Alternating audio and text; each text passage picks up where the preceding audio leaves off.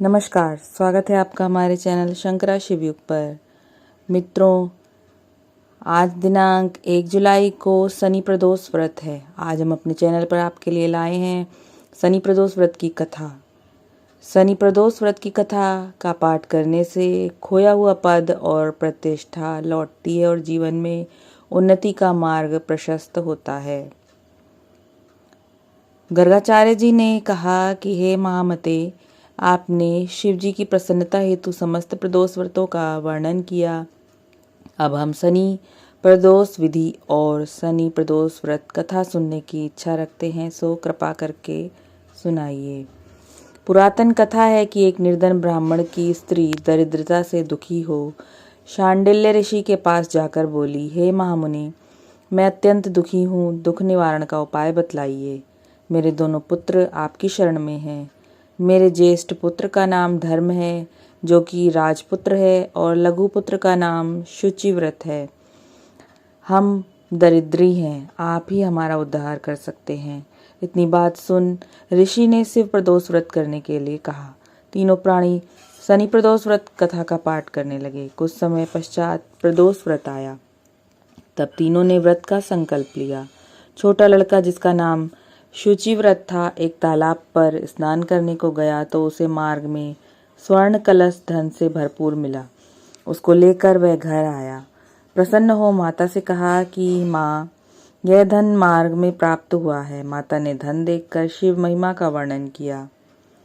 राजपुत्र को अपने पास बुलाकर बोली, देखो पुत्र, यह धन हमें शिव जी की कृपा से प्राप्त हुआ है, अतः प्रसाद के रूप में दोनों पुत्र आधा आधा बांट लो।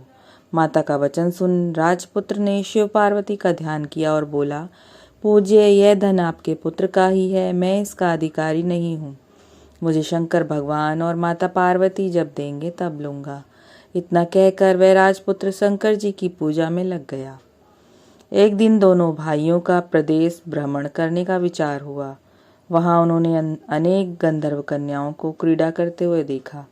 उन्हें देख शुचिव्रत ने कहा, भैया, अब हमें इससे आगे नहीं जाना है। इतना कह शुचिव्रत उसी स्थान पर बैठ गया, परंतु राजपुत्र अकेला ही स्त्रियों के बीच में जा पहुंचा। वहां एक स्त्री अति सुंदरी राजकुमार को देख मोहित हो गई और राजपुत्र के पास पहुंचकर कहने लगी, हे सखियों, इस वन के समीप ही जो दूसरा वन है, तुम वहां जाकर देखो। भांति भांति के पुष्प खिले हैं, बड़ा सुहावना समय है। इसकी शोभा देख कर आओ। मैं यहाँ बैठी हूँ, मेरे पैर में बहुत पीड़ा है। यह सुन सब सखियां दूसरे वन में चली गईं। वह अकेली सुंदर राजकुमार की ओर देखती रही। इधर राजकुमार भी कामुक दृष्टि से निहारने लगा। युवती बोली, आप कहाँ रहते हैं? वन में कैसे पधारे? किस राजा के पुत्र हैं? क्या नाम है? राजकुमार बोला, मैं विदर्भ नरेश का पुत्र हूँ, आप अपना परिचय दें। युवती बोली, मैं विद्रविक नामक गंधर्व की पुत्री हूँ, मेरा नाम अंशुमति है। मैंने आपकी मनःस्थिति को जान लिया है कि आप मुझ पर मोहित हैं। विधाता ने हमारा तुम्हारा सहयोग मिलाया है। युवती ने मोतियों का हार राजकुमार के गले में डाल दिया। राजकुमार हार स्वीकार करते हुए बोला कि हे भद्रे, मैंने आपका प्रमोपहार स्वीकार कर लिया है, परंतु मैं निर्धन हूँ। राजकुमार के इन वचन को सुनकर गंधर्व कन्या बोली कि जैसा मैं कह चुकी हूँ वैसा ही करूंगी, आप अपने घर जाएं। इतना कहकर गंधर्व कन्या सखियों से जा मिली। घर जाकर राजकुमार ने शुचिव्रत को सारा वृतांत कह सुनाया। शनि प्रदोष व्रत कथा के अनुसार जब तीसरा दिन आया, वह राजपुत्र शुचिव्रत को लेकर उसी वन में जा पहुंचा। वहीं गंधर्वराज अपनी कन्या को लेकर आ पहुंचा। इन दोनों राजकुमार को देख आसन दे कहा कि मैं कैलाश पर गया था।